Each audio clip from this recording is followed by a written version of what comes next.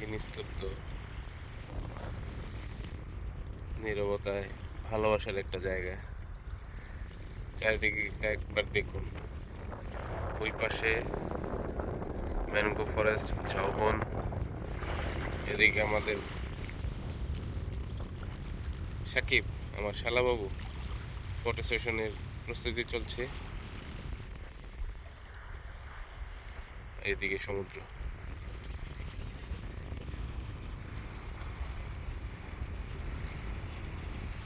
দেখুন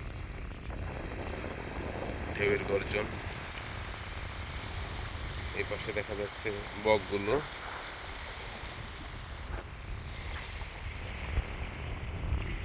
এটা হচ্ছে ম্যানগ্রোভ ফরেস্ট, আর ওই দূরে দেখা যাচ্ছে ঝাউবন।